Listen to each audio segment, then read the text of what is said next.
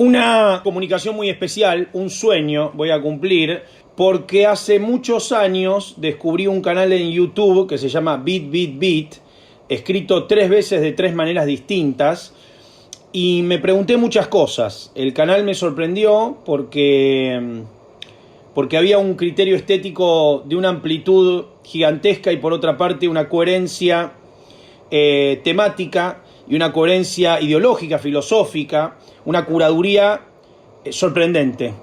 Me sorprendí más cuando me enteré que la persona que estaba detrás era muy joven y que tenía la voz de una persona adulta. A lo mejor tiene que ver con el acento, yo no creo, yo creo que tiene que ver con ciertas ideas. Estamos con Beat Beat Beat, no en realidad Beat Beat Beat, sino la persona detrás de Beat Beat Beat. ¿Cómo estás, querido amigo? Bueno, estoy impresionado por las palabras que me dedicas. Son muy grandes, la verdad, te las agradezco mucho. Bueno, A ver, pero estoy encantado de estar aquí, eso para empezar. sí. Como te decía hace un momento, es la primera vez que me entrevistan y me asombra lo que dices de mí en principio porque yo me siento siempre en búsqueda de las cosas. O sea, yo no tengo la sensación de estar ya en un punto en que mi criterio está definido o lo que sea. Yo siempre estoy en búsqueda de entenderme a mí mismo o de cambiar y cambio mucho de opinión también. Pero bueno, vamos, que me abrumas. Para que no suene tan abrumador y que quien está escuchando se dé una idea de qué fue lo que me llamó tanto la atención, quiero decir que lo primero que vi, el primer video que vi tuyo, y vos decís que no te gustan mucho los videos de cine, yo los recomiendo particularmente, de tus películas favoritas, de tus series favoritas, ese es sorprendente absolutamente ese video. Y también me encontré con, por ejemplo, el video sobre el juego Witness, ¿no? Que me pareció impresionante. O el juego, el video sobre Zelda, también me pareció un video impresionante. Y quiero saber, me da muchísima intriga, ¿qué crees que participó en tu formación de consumos culturales? ¿Cuándo vos sentís que de alguna manera esta búsqueda, que decís que no está definida y que todavía está transitándose? Yo creo que eso es común a todas las personas inquietas, no creo que nadie pueda decir ya llegué a todo lo que quise. ¿Dónde decís que partió? ¿A qué edad partió? ¿Dónde se rastrea eso en tu origen secreto? Es una pregunta bastante buena y difícil de responder en mi caso. O sea, porque para mí no hay un antes y un después en este asunto. Es algo constante en mi vida. O sea, desde pequeñito, desde que toqué un videojuego por primera vez o desde que vi una primera película. O sea, era algo que ya de pequeño, sin plantearme siquiera nada a nivel intelectual, ya me encantaba. O sea, yo recuerdo que de pequeño, y te hablo de más o menos teniendo yo 4 años aproximadamente. Tú piensas que yo al volver a casa, del colegio o lo que sea, yo me ponía todos los días entera la película de Disney, El libro de la selva, Claro. por ejemplo. Y jugaba también pues a los videojuegos, a los que tocase, los que hubiese en mi casa, los que pudiésemos comprar, los que jugaba también con amigos. Esto es algo que ha sido constante. Ya más adelante en mi vida, en mi adolescencia, empecé a desarrollar un gusto por la música también, pero es algo que no ha venido en un momento concreto, es simplemente algo que poco a poco se ha ido dando en mí y lo que quizá entiendo yo es más particular mío, porque yo creo que esto que me sucede a mí le sucede a mucha gente, pero lo que es más particular es una especie de afán perfeccionista conmigo mismo de intentar hallar el porqué de las cosas, del por qué esto me gusta tanto, por qué esto resuena tanto en mí y no lo otro, por qué esto me produce más rechazo y esto otro en cambio me emociona tanto. Y es esa búsqueda permanente de entender el porqué lo que al mismo tiempo me va ayudando a afilar el criterio. Y ha sido así constantemente en mi vida y nunca ha cesado. Es algo que continúa a día de hoy.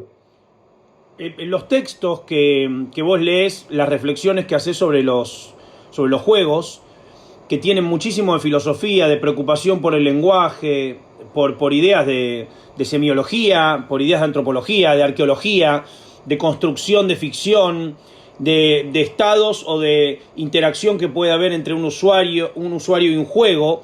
Me parece que es inevitable pensar que hay una influencia de textos, de libros, de ideas que también te hayan marcado, te hayan llevado a esos lugares. ¿A qué lo puedes atribuir? Ah, vale, vale. Ibas por ahí, vale. No te No, había no, captado no, tanto no, que no, ibas por no, ahí, no, de no, acuerdo. no, no, iba por donde me Es... contestaste y ahora te hago esta pregunta, ¿eh? Son dos preguntas Vale, vale, vale. distintas. Eh, Mira, sinceramente, ¿vale?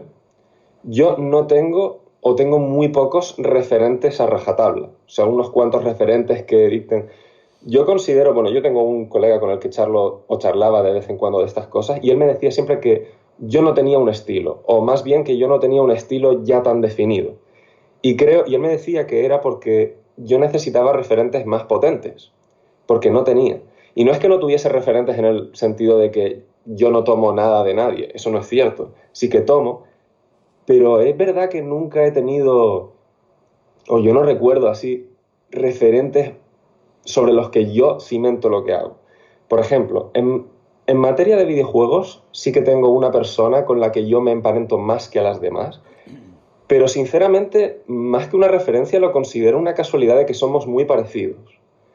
Pero en materia de criterio, de cualquier otra cosa, de visión de la vida, no te sabría decir. O sea, yo he ido viendo a lo largo de mi vida muchas cosas y como de cada cosa cojo un poquito, pues yo supongo que he ido llegando más a conocerme a mí mismo a través de las obras que no al revés. O sea, yo entiendo que a través del arte que he consumido he ido encontrando más quién soy, en lugar de yo desarrollar un estilo en base a lo que más me gusta consumir. Ahora, ¿no te sentís un poco fuera de tiempo? Porque uno ve una persona de tu... ¿Qué edad tenés en este momento?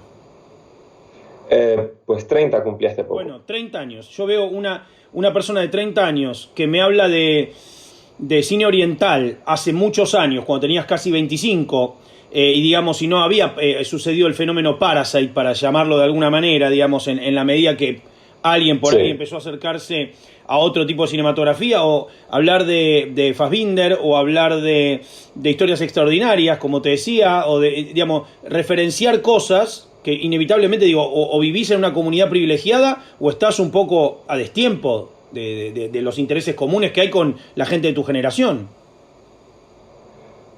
Bueno, yo no me siento fuera de tiempo, yo creo, lo pondría de otra manera. Yo A creo ver. que soy parte de un público minoritario. No creo que esté fuera de tiempo. Yo conozco a gente de mi edad y mucho menor que ve tanto cine o más que yo. Hay estudiantes de cine pues que ven mucho más que yo también. O sea, yo lo que encuentro es que mm, es difícil encontrar a gente que tengan gustos tan particulares o que se centre tanto.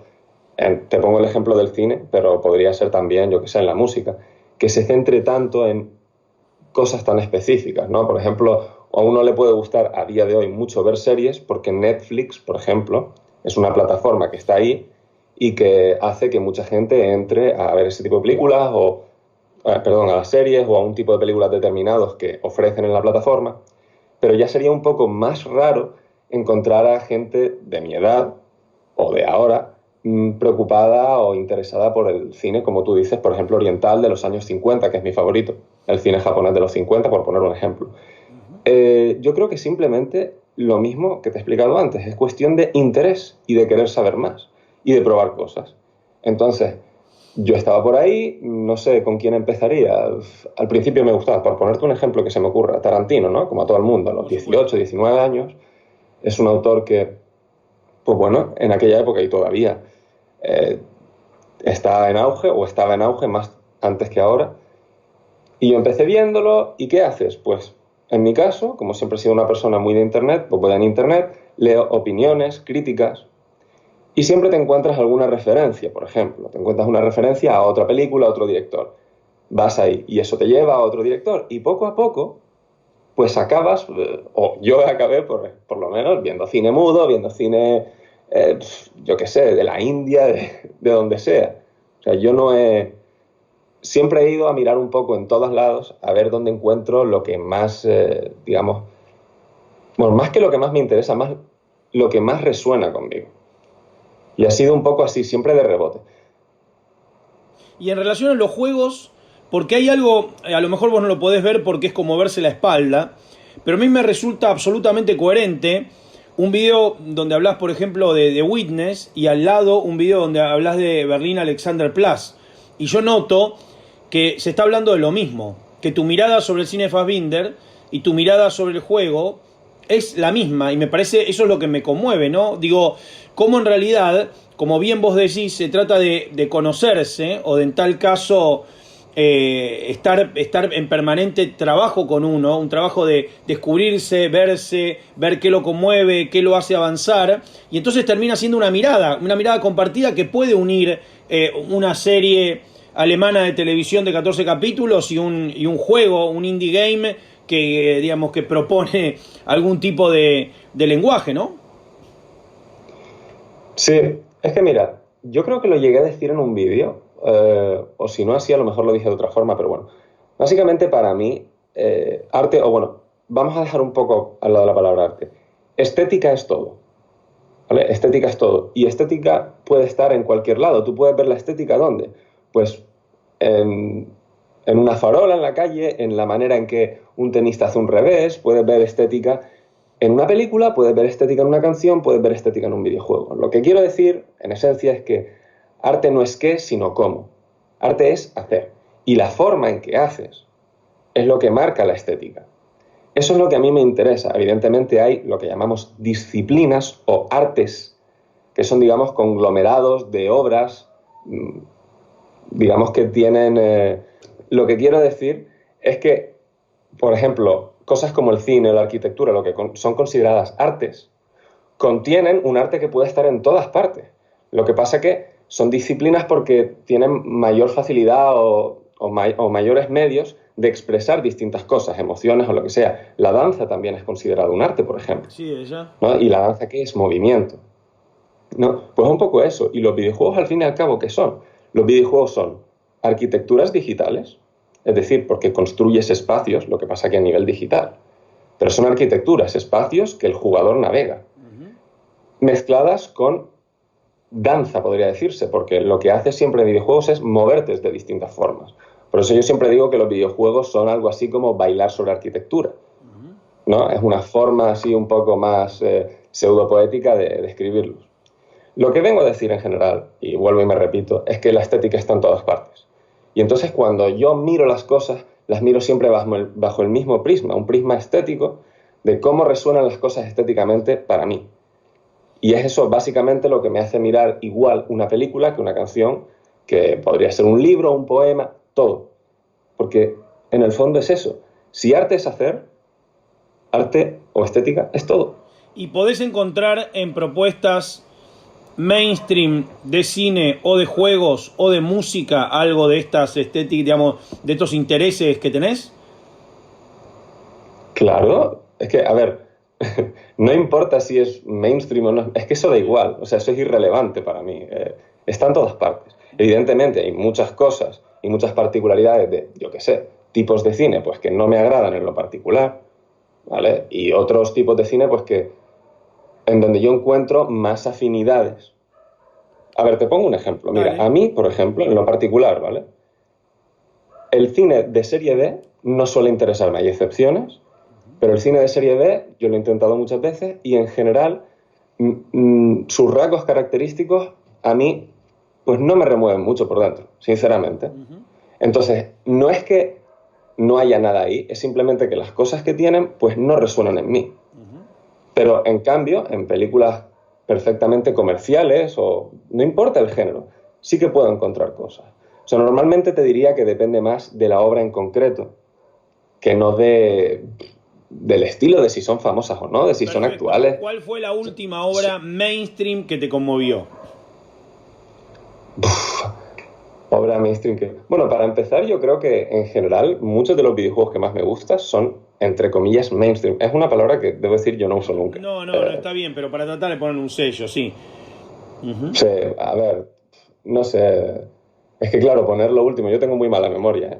Pero no sé, el último Zelda del que hablé, aunque hace 2 años que lo jugué, es un juego que me encantó, me apasionó. Es por poner un ejemplo. También podría poner ejemplos de películas o de música, o sea, seguro.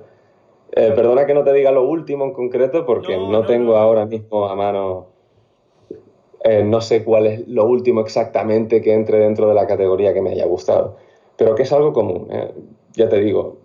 A lo mejor da la impresión, sobre todo en cuanto a cine, porque yo tiro un poco más por lo más independiente, salvo que sea más clásico, porque me interesan más, a partir de que el cine se hace moderno en los, bueno, no sé si 60 o 70, me suele interesar más la vanguardia, pero no únicamente, ¿eh? O sea, no me cierro nada, quiero decir, es un poco más por donde tiran mis intereses. Pero eso no significa que no me pueda gustar cualquier cosa que sale en cartelera. O sea, puede suceder y sucede. Y en relación a la música, que lo mencionabas como también un universo que te dio mucho, que te conmueve bastante, ¿qué vínculo tenés?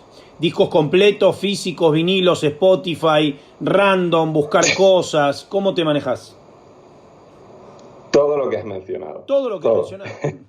Sí, debo decir, yo empecé una colección de vinilos hace tiempo, pero vinilo ya es algo que yo no he dejado de lado, porque los vinilos a día de hoy ya son objeto de coleccionista y ya es más caro.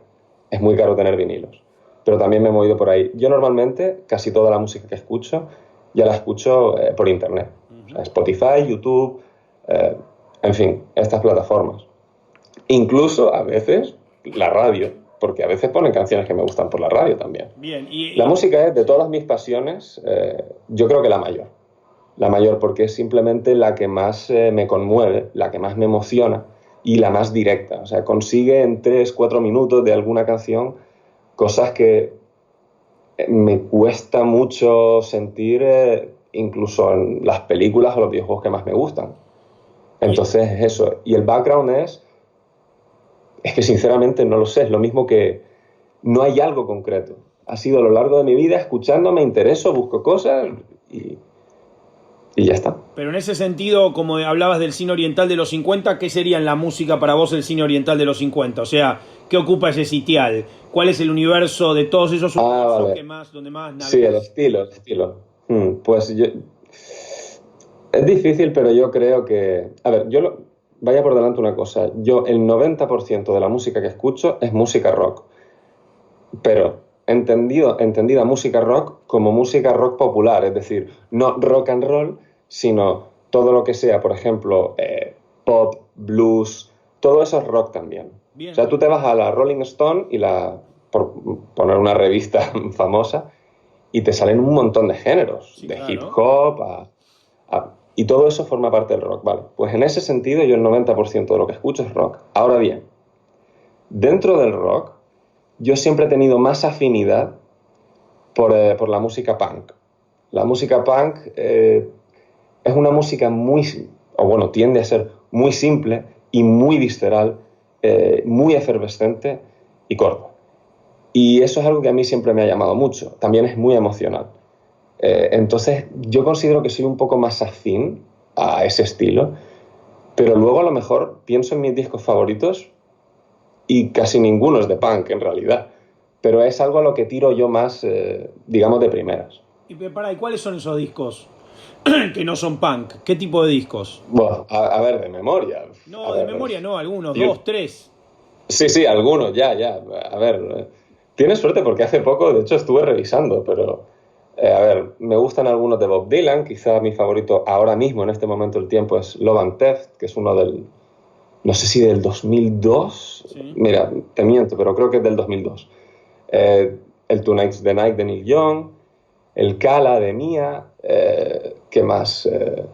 El Blue Mask de Lou Reed, el álbum homónimo de The Band, el Exile on Main Street de Rolling Stones también. Hay un libro que salió muy lindo sobre el último vals, ¿no? De The Band, que se llama, lo tengo por acá, se llama Vivir así es imposible, se llama, y es sobre el making del último vals de Scorsese. Y es impresionante. Sí, lo conozco. Bueno, todo lo que pasa alrededor de ese evento, ¿no? Es bastante impresionante. Más allá de The Band y de Robbie Robertson, toda la idea detrás del evento de retirarse en un momento culmine, digamos, de cómo es esa operación de despedida de Van. Es bastante, casi que es una obra aparte de la obra de Van. Ya veo. A ver, yo conozco El último vals de Scorsese, evidentemente, que además es una película que me gusta también. Y no es solo de Van, porque al ser el último concierto, no sé si tú lo sabrás, pues hay un montón de invitados. A cada canción aparece Dylan, aparece Neil Young, aparece Van Morrison, y van apareciendo un montón de figuras clave del rock de aquellos años, de los 60 y 70, y vamos, es como una especie de greatest hits en directo, filmado en vídeo. ¿Qué te parece, digamos, pues estamos hablando en definitiva de contracultura, si aunamos todo en una gran bolsa, y cómo ves a la gente de tu edad, o por lo menos tu círculo inmediato de amistades, en relación a eso? Interesada, desinteresada, en internet es fácil, es difícil buscar, esto lo va a estar escuchando gente que le va a sonar, ah, claro, es el pan de todos los días, o ¿cómo se hace? ¿Cómo se hace para cortar la maleza y llegar a esto en esta aparente hiperconectividad? A ver, es que, mira, Internet es una herramienta estupenda, porque gracias a Internet he logrado encontrar gente con mis afinidades y que me discute mis ideas y que también tiene, pues, dentro de mi edad y de unas experiencias parecidas a las mías, pues, si no criterios similares, por lo menos intereses similares. Ahora bien, es verdad que en el día a día es un poco complicado. En el día a día es difícil que de la marabunta de gente con la que te encuentres, justamente vayas a dar con gente que tenga intereses tan específicos que coincidan con los tuyos. Esto es algo que, bueno, yo no sé en los mundos que te mueves tú, pero en los que me muevo yo es algo muy raro y poco común. O sea, Internet de algún modo me ha servido para conectar con gente que tiene intereses como los míos. ¿Cómo? Bueno, pues compartiendo yo mis intereses y mis ideas. Es lógico. O sea, si tú pones tus ideas y tus intereses ahí fuera, la gente que va a venir y se va a quedar es gente, bueno, como mínimo, en la que resuena lo que dices. Como mínimo, porque pueden estar de acuerdo o no estar de acuerdo, pero si van y ven eso que tienes que decir, lo escuchan y tienen algo que decir al respecto, normalmente es porque ellos también tienen una opinión. Es decir, también han consumido eso, también tienen cierto interés, y así he encontrado yo gente con la que hablar de esto y de lo que, yo te digo, me ha ayudado mucho a aprender. Uno no está solo en esta aventura, por decirlo así. Uno se va nutriendo de la gente que conoce, de las cosas que ve, de las personas a las que lee. Es un poco eso. ¿Qué te llevó a abrir el canal? ¿Cuál fue el impulso para en algún momento decir, voy a hacer un canal, voy a empezar a subir cosas, a hacer videos? ¿Eso cómo fue? Pues a ver, básicamente esto es algo que tiene más que ver con videojuegos que con los otros ámbitos. Cuando yo abrí el canal, yo llevaba un tiempo sintiendo que no había, dentro del panorama español de videojuegos, en la conversación que existía en el discurso, no estaba lo que yo necesitaba escuchar o leer. Yo no veía una visión crítica, no veía un interés más al pormenor, más profundizado acerca de los videojuegos. No veía un discurso estético, no uno serio por lo menos, porque a mí la academia nunca me ha interesado y lo que son las webs convencionales o el discurso general de los videojuegos me ha parecido siempre muy superfluo, muy ensimismado e incluso infantil. Entonces yo tenía esa necesidad de un poco conectar con eso que yo veía que se podía hacer, porque lo había visto un poco en gente extranjera. En Estados Unidos, concretamente, eran pocos, pero había gente que ya empezaba a tener este discurso. Pero en español yo no lo veía, y no lo veía. Y dije, pues, voy a empezar yo. ¿Y el nombre del canal? ¿Fue por una cuestión de juego de palabras? ¿Se pudo haber llamado de otra manera el canal? ¿Pudo haber tenido otro logo? Sí, pudo haberse llamado de otra manera y tener otro logo. La verdad es que el tema de los seudónimos para mucha gente en Internet surge mucho de casualidad. En mi caso fue pensado, pero medio improvisado. Yo sabía que quería un canal y sabía lo que quería hacer, pero no sabía bien qué ponerle. Y ni siquiera recuerdo del todo cómo llegué a la conclusión, pero creo que partí del bit, B-I-T, que es la unidad de medida que conoces, ¿no? El bit digital. Y se me ocurrió el juego de palabras de 3 veces bit, pero escrito de forma diferente. O sea, no tiene más que eso. La verdad es que no hay un proceso muy intelectual detrás ni nada. Después, digo, y esto me parece lógico y me identifica, así que de antemano digo que me siento identificado. Hay una especie de idea o de temperamento que tenés de querer contar tus ideas, de abrir tu corazón en cuanto a pasiones y opiniones, pero a la vez sos hermético, quiero decir, tratás de cuidarte, tu nombre no aparece en ningún lado y tampoco te interesa promoverlo, es como que querés que el canal llegue a los que te gustaría que lo escuchen, pero no querés que llegue a todo el mundo, no sé si me explico, hay una idea de también cuidar o de preservarte, como quien va de a poquito poniendo el pie en la piscina. Me gusta que hayas dicho esto, porque o sea, tú has captado una idea que hay en mi canal, que es, bueno, en apariencia es una contradicción. Yo no creo que sea una contradicción, pero bueno, se puede entender así. Que es que por un lado soy, como tú dices, muy reservado y no doy datos de mi vida personal, ni me muestro a cámara, ni nada, pero al mismo tiempo yo hablo de una forma extremadamente personal. O sea, cuando yo pongo un vídeo mío ahí fuera, para mí estoy poniendo casi una parte de mí mismo. O sea, de algún modo, pero no porque sea algo pretendido, es algo que me sale así. Es una forma de ser honesto conmigo mismo. Y es verdad que convive un poco estas dos cosas. Yo lo que pasa es que soy muy celoso de mi vida privada y no me gustaría mezclar las dos cosas. Pero al mismo tiempo, cuando yo pongo esto ahí fuera, tengo que ser yo al 100%. O sea, eso es lo que ocurre. Es un poco esa dualidad, contradicción, si quieres llamarlo. Y nunca fuiste descubierto en un lugar por tu voz. Nunca fuiste a una fiesta y alguien te dijo, ¿vos sos el del canal? No. No. A ver, primero, como tú sabrás, yo no soy muy famoso. No tengo tanta repercusión en el mundillo. Pero, ya sé, pero Y además... sí, hablo de esas cosas que pasan, ¿viste? Que te pueden pasar de casualidad. Conozco amigos que le ha pasado. Sí, sí. Digamos que no necesariamente son estrellas. A ver, tienes razón. De hecho, me ha pasado alguna cosa de casualidad, pero no de este tipo, sino justamente al revés. Es decir, tener un viejo conocido de casi toda la vida, él no saber que yo tengo un canal ni nada, y estar escuchándome hablar constantemente cuando nos vemos o coincidimos, y él no darse cuenta, conociendo mi canal, de que somos la misma persona. Ah, es espectacular. Y vos nunca revelás el misterio. O sea, eso es lo opuesto un poco, ¿no? De todos modos, también cabe decir que yo no vivo en una gran ciudad ni en ninguna gran urbe. Es decir, yo estoy en una zona bastante apartada. Me extrañaría mucho que en la zona en la que yo vivo hubiese en total, si acaso, 10 personas que pudiesen haber visto mis vídeos. Yo la verdad que tengo con el canal un cariño enorme. A mí me tocó, tuve la fortuna de escribir una pequeña novela para Random, donde menciona un personaje al canal, o sea, quise que existiera en la vida de los personajes. Traté de mencionar lo menos posible, pero dice, bueno, y como vio en Bit, o no me acuerdo ahora el fragmento, después te lo busco y te lo mando. Pero me parece eso, es un canal que he compartido con gente que creo que va a disfrutarlo, que va a apreciar justamente este rango, esta amplitud que hay. Y tenés una manera muy rara también de manejarte con eso. No es un canal de frecuencia ni semanal, ni fija, ni nada. Puede pasar un montón de tiempo sin que haya nuevos videos, y eso también apunta al misterio y demás. Me parece que tenés un vínculo con eso, como vos decís, muy abierto y emocional, y a la vez muy hermético y como de un modo muy precioso, cuidando y honrando lo que se está diciendo. Me parece que solo lo eleva, ¿no?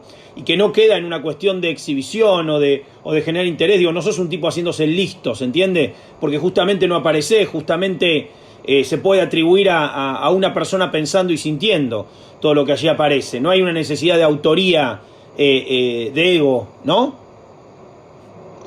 También tengo que decirte que si fuese por mí, bueno, si fuese por lo que yo quiero, me gustaría que hubiese más vídeos, me gustaría hacer más vídeos, pero un problema que tengo yo es que yo soy muy perfeccionista, y con muy perfeccionista no te digo un poco perfeccionista o un poco más de lo normal, no. Yo tengo un problema, que es que me cuesta mucho acabar mis textos porque a la mitad o antes ya no me gustan. Y es algo además que sinceramente encuentro estúpido, porque muchas veces he sido así de perfeccionista, he llegado al final y al cabo de un tiempo lo que hago no me gusta de todas formas. Y luego otras veces he sido menos perfeccionista, pasa el tiempo y sí me gusta lo que he hecho. Entonces es un perfeccionismo que encuentro absurdo y que no lleva a nada bueno. Pero es algo que de algún modo no soy capaz, no voy a decir no puedo, pero no me veo capaz actualmente de evitarlo. O sea, me pongo a escribir y es que no... Antes de terminar ya no me gusta lo que hago, y si no me gusta, pues no quiero que salga ahí fuera. Eso es algo que me evita hacer muchos vídeos, que es algo que me gustaría. Me gustaría, bueno, muchos vídeos, muchos más de los que hago, que tú sabes que son pocos. Sí, claro. Y estudiás también. ¿Qué estudiás? Esto me da curiosidad. No, estudié, ¿Qué estudiaste? estudié. Yo estudié diseño gráfico. Ah, Yo tenía, mira, desde los 13 años yo empecé a hacer cosillas de diseño gráfico por mi cuenta. Es decir, como hobby. ujú. Empecé a hacerlo porque fue cuando me pusieron un ordenador por primera vez, cuando tuve internet, fue con 13 años. Y empecé pues a aprender a usar Photoshop y otros programas, o sea, por hobby, y acabó siendo una especie de vocación. Pero también esto viene de lo mismo, los intereses que yo tenía estéticos desde pequeño, pues no sé si estará relacionado o no, pero yo creo que sí, yo dibujaba y pintaba también. Y esto era algo que, de nuevo, no hacía porque nadie me lo hubiese mandado, porque fuese tradición en mi casa, no. O sea, siempre fue porque me gustó. O sea, ¿Y tu familia sabe que sos Bit? sí. Ah, bien, bien, tu familia lo sabe, perfecto. ¿Has viajado Sí, bueno, mi mucho? familia. A ver, no toda mi familia es grande, algunos ni Sí. tal, pero sí, a ver, sí. ¿Has viajado mucho? Pues no mucho, no mucho. He viajado mucho dentro de lo que es territorio español. Me conozco casi toda España. Ajá. Pero, y España es muy diversa. Sí, sí. Pero fuera de España, pues he estado en otras zonas de Europa y no he salido nunca de Europa. Ujú. Desafortunadamente, planeo hacerlo en el futuro, cuando se dé la situación. Sí, claro. Pero sí, bueno, he estado en Francia, en Alemania y en Inglaterra. ¿Y tenés alguna fobia absurda? Fobia absurda. Sí. Eh, fobia. Bueno, no sé si es absurda, pero sí que tengo una fobia. Tengo una fobia y, bueno, medianamente serio. Bueno, soy de esas personas a las que le marea la sangre. Sí, eso Ah, es. no, no, o sea, cuando un examen o te tengas una extracción te descompone. Exacto, exacto, algo así. Y fíjate tú que eso me limita bastante a la hora de consumir cine. Y sabe mal, porque muchas veces yo quiero ver una película que a lo mejor tiene mucha escena de gore o de, vamos, muy sangrienta, y yo no tendría problema, o sea, yo quiero ver esa película, pero mi cuerpo me lo impide, porque me mareo viéndolo. Ah. O sea, que Bueno, fíjate tú, es como una especie de impedimento, ¿no? Para algo que me gusta tanto como es el cine. Tarantino te Sí. debe, entonces es difícil.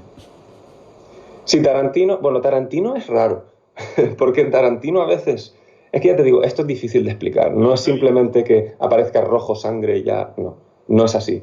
Entonces Tarantino, muchas escenas de él no me causan nada, no hay problema, por muy violentas que sean, y otras en cambio sí que me han supuesto algún problema, pero de todos modos hay autores que son mucho más brutos en ese aspecto que sí que no puedo tolerar, que son... Tarantino he podido, o sea, sí que he podido verle, eh, con ciertos problemillas en según qué película, pero no. Pero vamos, es algo que he podido sobrellevar. Hay otras películas y otros autores que ya se me han hecho más difíciles y que no he podido ver. Bien. Muchas gracias por esta charla. La verdad que vamos a invitar a que la gente busque también Bit y que a ver qué les parece y que mantengan el secreto, ¿no? Entre todos nosotros. Muchas gracias a ti, Seba. No, por favor.